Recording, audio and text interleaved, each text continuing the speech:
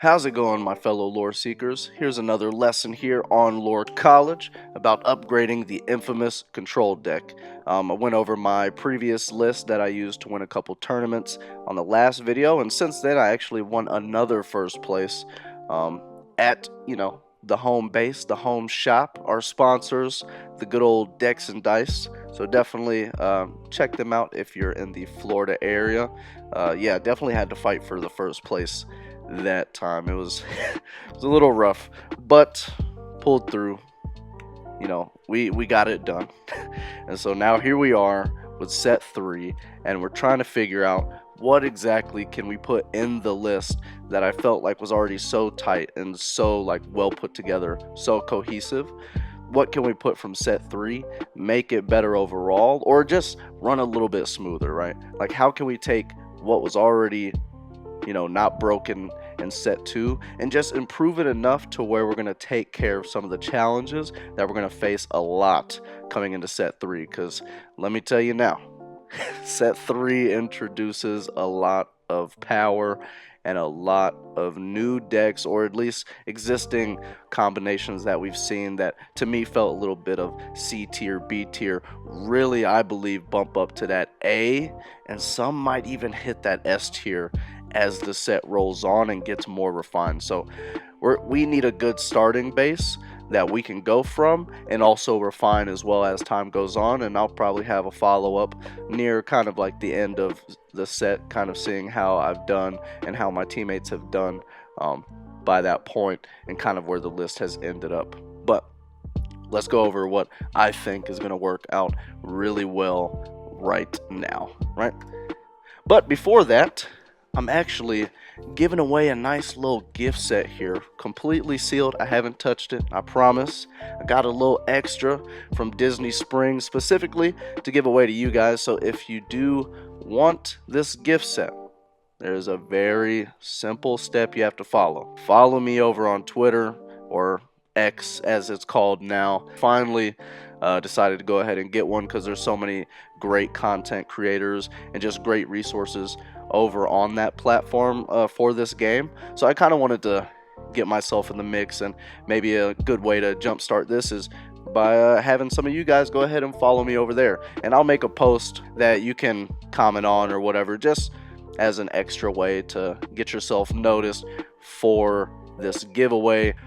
So where did we leave off, right? So this was my list that I used for set 2 that won me 3 tournaments. I'm just gonna glance over it real quick. So I did run 3 LeFous in this list, just like I explained in the last video, as more of a way to give your characters extra utility, maybe swing twice in a turn, or protect them, or have them be able to quest, ready themselves, sing a song, right? Like Friends, or Elsa, like being able to sing the Be Prepared after questing as well. I think LeFou added a lot of good benefit in there. Of course, the 2 crabs, not only for the mini tech if your opponent has a mini surfer, but also just crab, very good. And we're gonna talk a lot about crab today. 3 Yzmas, and I kind of elaborated on how Yzma as removal is kind of slept on, and I think my performance at the last tournament really cemented that for me, and really let me know that she does not deserve to be cut from this list. I think I used her as removal a good 10 times at the last tournament, and if you think about it, that's like 20 extra cards altogether you're giving your opponents, but it just worked so well as a way to shift that tempo and really just have a better board over them, and kind of either force them to play the Be Prepared, which is what you want, or just to have that better board presence overall.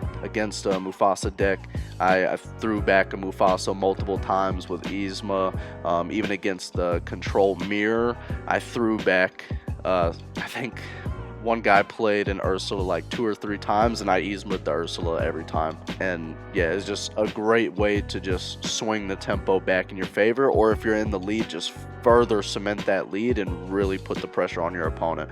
So yeah, Yzma, 3 copies of that, and then also 2 copies of Elsa. A lot of people, like I was saying earlier, run Ursula. Me, I think Elsa is a powerhouse. Maybe for this set, I don't know. We're going to find out as the set goes on, right?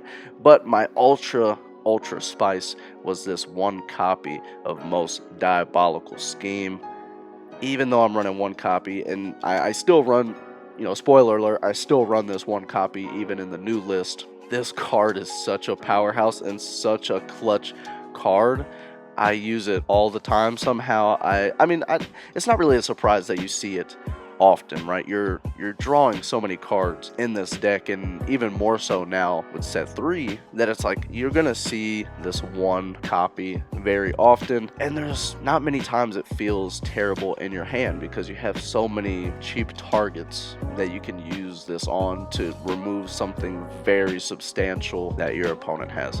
So overall, this was the list. I think this list is still extremely solid, and that's why we're not really doing an overhaul of this list. We're just kind of taking some, good tech that I feel like exists now with set 3 and finding a home for it in this list, and just keeping that very smooth, as I have on here, momentum going. Let's get into that. Our enemies grow in numbers and they grow in strength. As I was saying at the beginning of this video, there's some decks that are now like A tier. I genuinely believe they're A tier. There are some cards that just make colors, like Emerald for instance, go up substantially, and I think there's just a lot of really good cards that do what I was hoping would happen, and what I kind of touched on a little bit at the end of the first video was that I was hoping that set 3 would help a lot of other decks kind of raise up in power level and raise up to that level that Ruby Amethyst is, right? I think Ruby Amethyst set very comfortably at the top.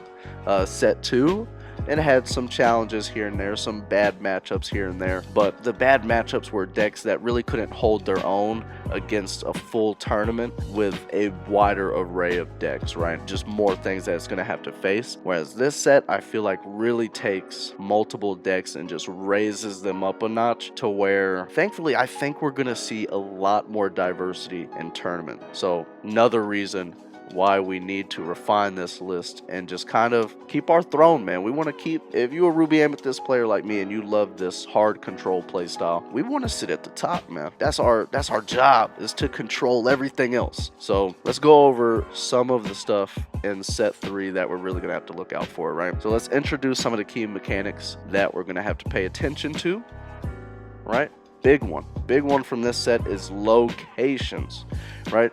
It's just another level of cards that you're gonna have to interact with, because not only do you have to take out these locations that are giving, passive abilities or just passive lore gain to your opponent, and they have some beefy health on them, man. There's some big bodies, right? They're not they're not like 3 health, 4 health. These are most of these lands that you're going to see, locations that you're going to see a lot in the meta have a lot of health, 6 to 8, right? That's the main range that you're going to see. So having to interact with that while at the same time having to interact with characters is tough. And I haven't played a ton of this set. I mean, I've probably played a good 40, almost 50 games, which to me is just introducing yourself to a set, just kind of getting used to seeing new mechanics like locations. And yeah, man, they're strong. They definitely can swing games. And just the power of being able to take away focus from your characters, or have it be the other way, where your characters are trying to take away focus from your location and playing kind of that game with your opponent of okay, I'm gonna push and see where you're gonna interact at. And so locations are really big. We need to have consistent ways to deal with locations as they come out. Another thing, we got some good cost reducers. I just showed the Pride Lands. Pride Lands is a cost reducer, but also this Pluto. Pluto's pretty good, man, and he speeds up the tempo, and these cost reducers can add up really fast. We got Pluto, Lantern, Dock, and now Pride Lands. These are the 4 that you're gonna see primarily, and I think Pluto in a way maybe even replaces Lantern. Just trying to find that slot since he's uninkable, but it's a body, which means it's a body that's gonna quest, And if it's not questing, it's going to cost reduce. And we need a way to not have all of these pile up so fast and kind of bring out stuff that we're not prepared for, very early on in the match. We also have the uninteractive lore gain characters, right? Jafar, when he was revealed, was a huge reveal. Very hyped card. Very crazy ability, and people kind of added up very quickly with how broken he could potentially be if he's allowed to essentially just do his game plan. Like, what his game plan is very strong. Same with Grandma Tala, right? These are powerful game enders and then high sneak attack potential due to the shifting abilities, right? So both of these characters can shift, which, especially with Jafar being able to shift, sing Whole New World, is crazy, just casually gaining 7 lore, and you can gain more than that in that turn, from him questing, if you're able to quest, or just whatever other characters you have out. They might be able to sing a friends on the other side, or maybe you have genies in the deck, just other things that can be played in that same exact turn that kind of stack up that 7. And I mean, that's like half the lore that you need right there. And then Grandma Tala, just to me being less of like a sneak attack game ender and more of like something that you're going to put out. She's an engine that's just going to sit there and just burn away at you all game. And being in, Sapphire that wants to ramp can get up to her pretty quickly for the shift and then just start doing its game plan. So these are really big characters with pretty decent stats as well. And so we need a way to get rid of these threats, or at least be able to navigate and play around them to where, okay, they're going to passively gain some lore here and there, especially with the Tala, but we're going to kind of be at that same pace and gain lore just as quickly. We also have the good old hand control, the fun discard stuff, man. We love the discard, right? And what really makes these cards from this set so powerful, like the 2-drop Bare Necessities and the 2-drop Ursula, is that they give your opponent the choice. And on top of that, reveals your hand. So not only do they know what's in your hand, even if you don't have a target for them to discard, but they know your hand. They know what they can now play around or play into. And if you do have something that they can snipe, they're going to just snipe it, and there's nothing you're going to be able to do about it, right? Whereas before, with a lot of the, discard and kind of the game plan it was much more like your choice, unless it was Lucifer. But a lot of the times it was kind of your choice, and so you're maybe going, okay, I'm going to take this uninkable and discard it, or I'm going to take this 1-drop, discard it. Now it's just straight up, I'm going to look at your hand, I'm going to find the best piece, and I'm getting rid of it, right? So a well-timed Ursula or Bare Necessities could get rid of, your Be Prepareds. Early Ursula, on curve could just get rid of your friends and kind of slows down the card draw, the card advantage that you would have had, and now they're going to be able to stop it while still continuing what their deck wants to do. So these are also very strong cards that we're going to have to look out for. Then on top of that, we have cool, and I think this is pretty simple, we have combos and chain reactions that come to this set, right? And these can be used as board control or lore gain. Specifically, I put this example up here that I'm sure a lot of us know now, is the Sheriff of Nottingham with the Bayou. You chain this with Beast Relentless, and you can essentially win that turn, right? And what makes it really strong, and I've seen it in playtesting, is that you can set up chain reactions like this, combos like this, all in one turn. So, for instance, if you're doing the Beast Relentless combo, if you can get Beast out on 6 and they can't deal with it, then the very next turn you can drop both of these cards and then just win the game. It's kind of crazy. I've seen it happen multiple times. It's just something that, we're going to have to be ready for. Whereas as soon as something like a Beast Relentless comes out, as soon as a Jafar comes out, if it's a small Jafar, certain characters, we need to be able to respond to them as quickly as we can, and we're going to get into some ways that we can do that, and I think there's some other suggestions as well. outside of what I chose. And then we have just straight up busted cards. This 3-drop Ursula is, in my opinion, now that I've played with this set more, I've gone against decks running this Ursula. There are certain decks where I'm like, okay, it's a very crazy effect, but I can kind of maneuver around it. And there's been other times in other decks, specifically Steel, where this Ursula can just run away with the game and never give us a chance to really catch up. And by the time that we can start getting a board presence, doesn't even matter. This Ursula is pretty cracked. Anything that lets you get this much value for free should be something that you need to have a way to deal with it immediately. The moment there's weakness of this, take advantage of it and get rid of this Ursula.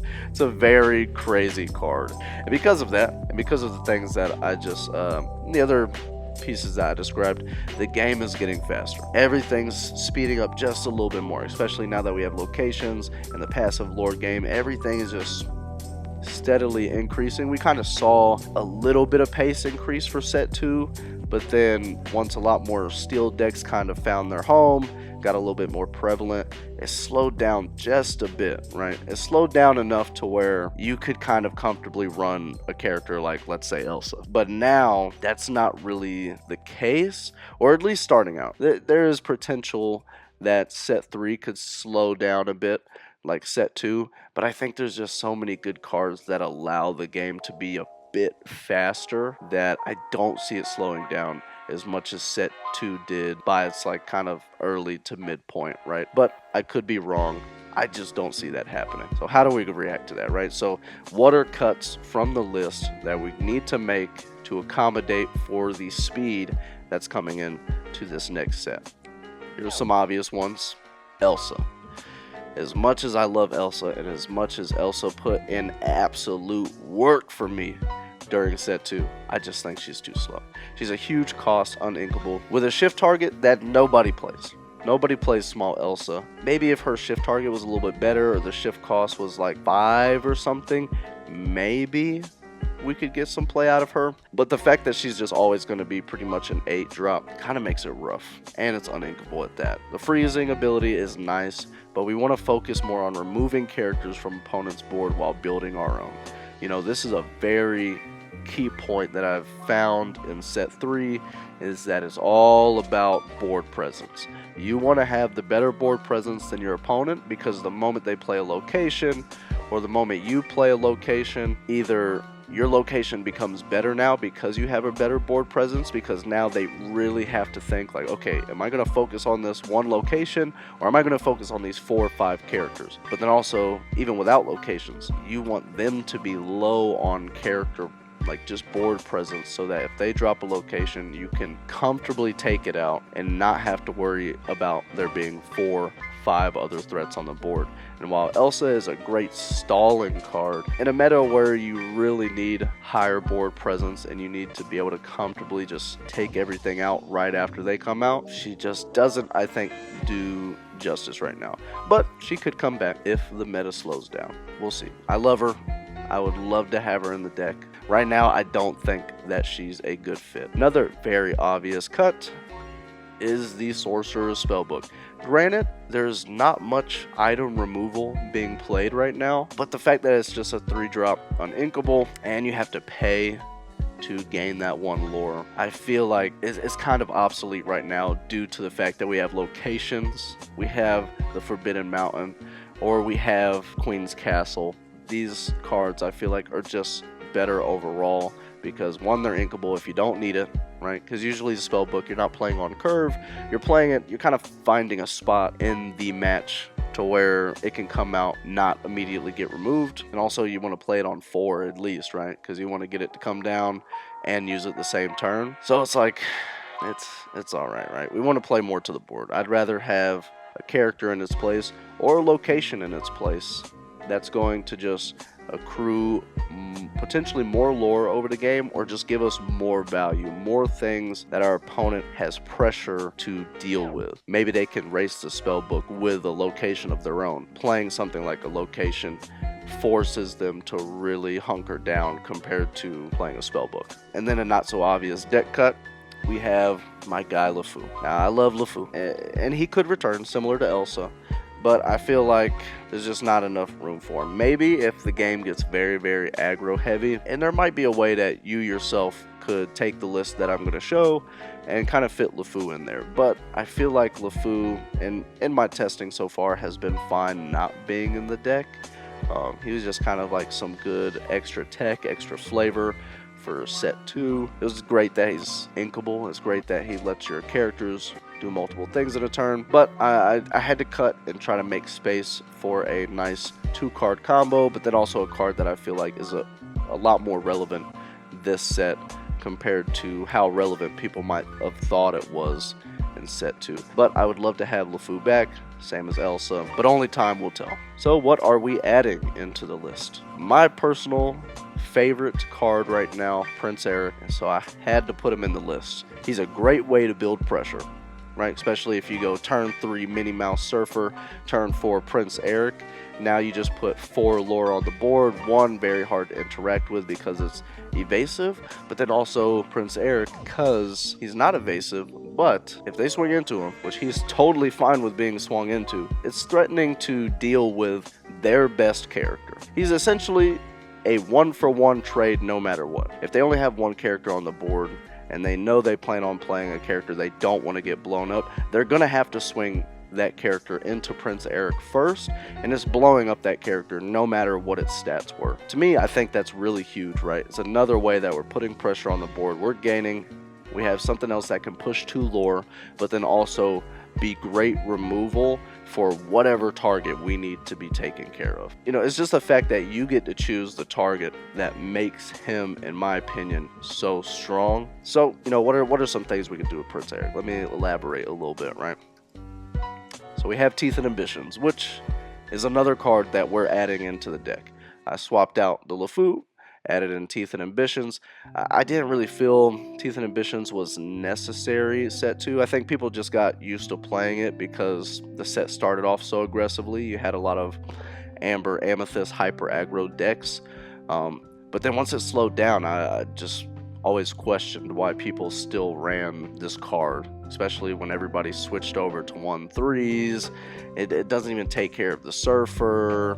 I just felt like something like LeFou or another body on the board, an extra 2-drop or something, was just better overall. But I think in this set, Teeth and Ambitions really starts finding its home, especially now that you have something you can pair it with, like Prince Eric. You know, it's singable, but then this also lets you force his ability to trigger, because sometimes people aren't going to swing into Prince Eric simply because his ability. They don't want to lose their character, and maybe you don't want to swing him because, let's be honest, that 2 lore is nice. I'd rather be getting that 2 lore. So being able to have maybe like a 2-drop like the Snake or Cusco, sing Teeth and Ambitions, or because it's such a cheap costed card, you can just flat out play the Teeth and Ambitions after you've quested with the Prince Eric, blow up the Prince Eric, blow up their Jafar, blow up their Grand Montala, blow up their Ursula, whatever you want to blow up, it's getting destroyed.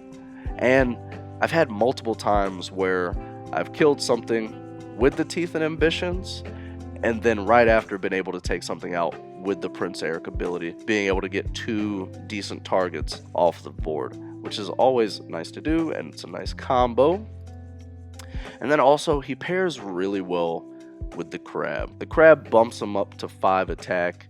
There's so many great targets that you can take out with 5 strength. Yeah, it just lets you trade up higher, so they're probably not going to see it coming. I mean, nobody really sees the Crab coming whenever the Crab gets played. It's super hard to play around the Crab at all times, because it can just come down at any moment and make any trade good or more efficient. Being able to beef up your Prince Eric, take out a really big threat, and then also with the Prince Eric ability take out another good threat is really good value. But then also just beefing them up to swing into a location, and now if they want to crack back at this Prince Eric, it's going to take out something they really need. I think that's pretty good, right? And what else? We're adding in a Madam Medusa. I was a little bit iffy on this card at first, when it first got revealed, because obviously everybody immediately goes and compares it to Tremaine, right? It's also a 6 cost uninkable, but Tremaine's a 3/4, and Tremaine blows up anything. Obviously, your opponents have to choose, but if your opponent only has one character and it's a big Cinderella, right, or it's something else substantial, they have to blow it up no matter what. Whereas Medusa, it does give you the ability to choose, which I found to be pretty good, but she has the caveat of 3 strength or less. But surprisingly, there's a lot of really good targets this set that fall in line with that, right? You already had Beast Tragic Hero. She blows that up. She also blows up the new Robin Hood, the Ursula.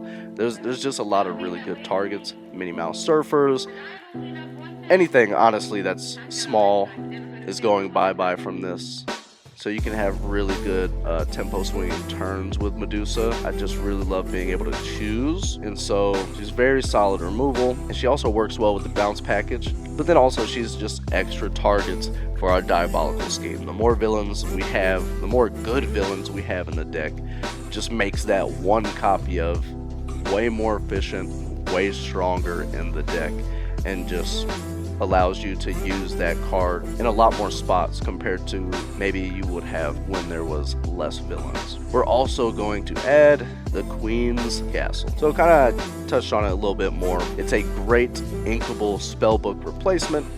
It's 2 passive lore a turn, which is huge in a balanced deck containing a goat, because not only are you going to passively gain 2 lore at the start of your turn, but you have things like goats that just is putting on so much lore pressure that is hard for your opponent to interact with.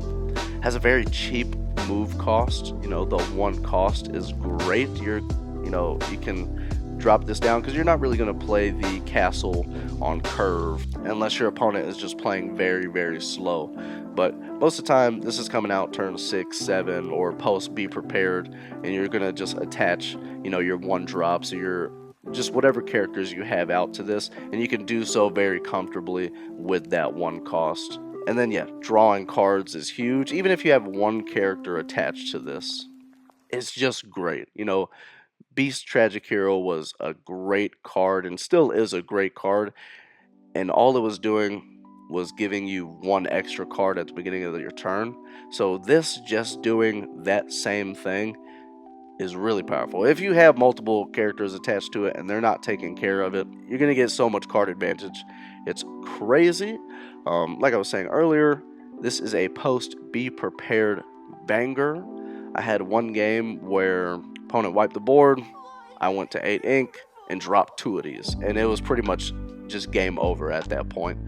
Even just dropping 1 and then a character or 2 and attaching it is still really, really good, and immediately just puts on pressure that they have to do so much to deal with. And I've had games where opponent wipes the board, I play a Queen's Castle, and I'm sitting on like 2, 3 Be Prepared sometimes, and I'm just fully prepared to drag the game out and let this Queen's Castle just run away with the lore and just accrue me a lot of value as I just wipe the board and drag the game out. So where does that leave us? A lot of this list looks exactly the same. We're still having our 6 1-drops. We're still having our 4 Cuscos because we need extra options for that turn 2, because sometimes you don't see the 1-drops, and if you don't see the 1-drops and you have a snake in your hand, the snake is now obsolete.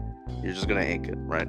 But having the Cusco gives us more chance of at least hitting a turn 2, because I've had games where you can't play anything till turns 3, and if your opponent isn't playing slow as well, you just kind of lose. You need to play something turn 1 or turn 2 at least, right? If you have 1, 2, 3, then you're good to go. But yeah, not being able to play anything till turn 3 is a real killer. Obviously your 4 snakes, your 4 foxes. I shaved down to 3 Maleficents. I've been messing around with I think where I'm at right now compared to this list, because I've just been kind of going back and forth, is either shaving 1 down from Maleficent or shaving 1 down from Yzma, the 6 cost, simply because I wanted to move up to 3 crabs. Crab is huge. Crab is very important. So having an extra crab in the deck is very much necessary. And so it's kind of preference. You can go back and forth between shaving a Maleficent, shaving an Yzma. I could see even maybe shaving a snake or a goat. I don't know. It's kind of hard. I mean, we have so much card draw in the deck that going down one Maleficent isn't going to ruin us. We still have the 4 friends on the other side, and we have a comfortable amount of 3 drops that can sing that still. So we may be missing out on 1 card during the match, but overall we're having a more combative and solid deck. I shaved down to 3 surfers. I had 4, but I went back down to 3, and I also shaved down, you can see here, a rabbit to fit in those 2 copies of Eric. I would love to have more copies of Eric, like have 3 Erics, 3 surfers, but because Eric is uninkable, and on top of that his ability doesn't really work well with the bounce, it just kind of, you want to just play it, let him quest, let him get destroyed. I feel like 2 is a good number for him. We're still on the 3 Mauis. This list, like I said, still has 3 Yzmas, but you could definitely go down to 2 and keep the 4 Maleficents for the extra crab there. 2 Tremaines, because I don't think you get rid of her. I think Tremaine is still great. The shifting ability makes her really good. And then also 2 Medusas. That's what I removed the Elsas, put the Medusas in. I don't think you go Medusas or Tremaine. I think if you're playing straight up control and you want to control, I think you run both of them. And running 2 and 2 is fine. You essentially just got a bunch of big fancy ladies sitting on chairs at 6 cost. That is like your big your big removal chain in this deck. And then swapped out the 3 LeFous for 3 Teeth and Ambitions. Just comes in a lot more handy, I think, this set. 4 friends, as always, that's not going away. The 1 Diabolical Scheme. If you don't like the card, take it out. That's fine, right? You could go up to 4 rabbits if you need to. But I think it's just a great removal card. It's a great one of. I'm going to keep it. It's my little sauce. And then 4 Be Prepared. That's not going down anytime soon. That's a staple.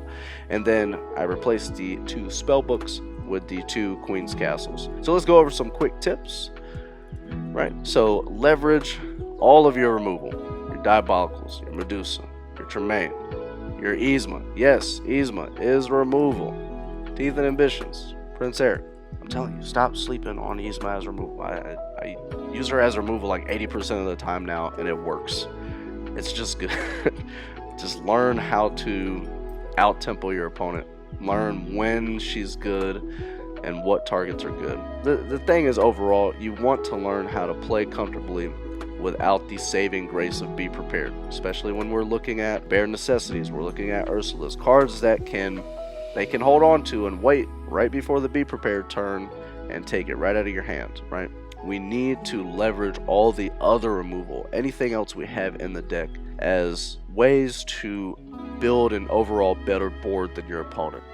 I try to not play Be Prepared if I don't have to.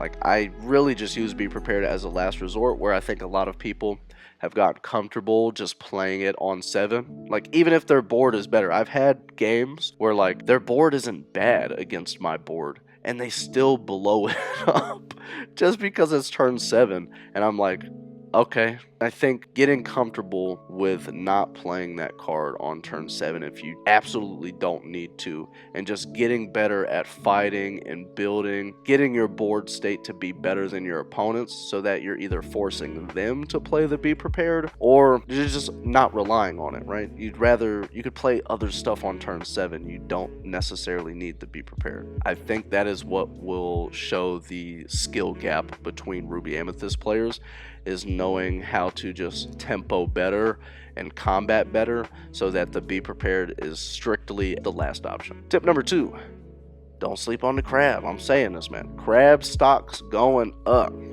This guy is the way you're going to just slap around locations. He's going to slap around the board. The crab is low-key I'm not gonna say busted. I don't want to just throw that word around, because 3-drop Ursula is the epitome of busted. Crab is just a very essential card, especially in this list. That's why we went up a copy, and depending on how the meta goes, I could see even finding a way to get him to 4, because Crab is clutch. Crab is great. We love Crab. We love playing a Crab.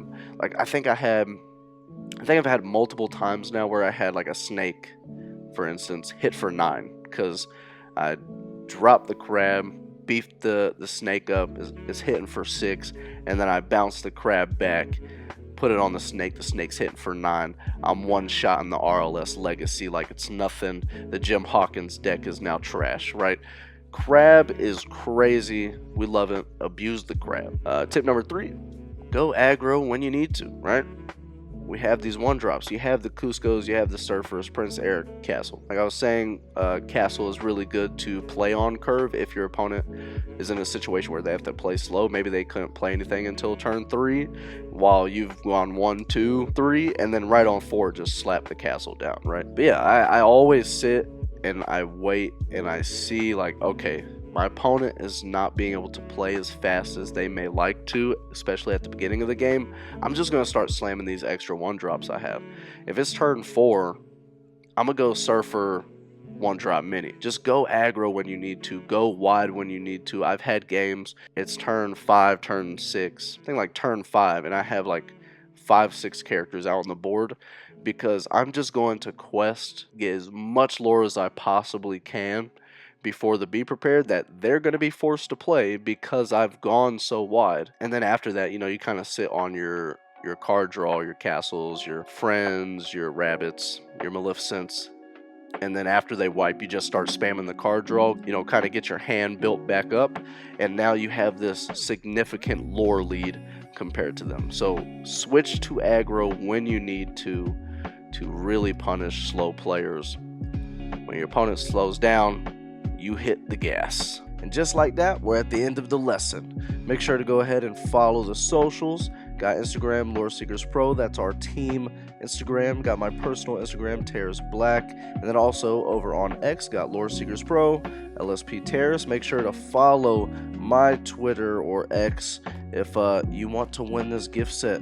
It's up for grabs. I'm going to put all the details on my X profile very soon after this video, and then also link down below for our Discord if you're in the Florida area, or even if you're not, it's all good. We have a great solid Lorcana Discord, and yeah, I hope you liked this lesson. I will be having a very long in-depth video for the Emerald Amethyst deck that's been going around. Till then, I'll see you guys. Peace.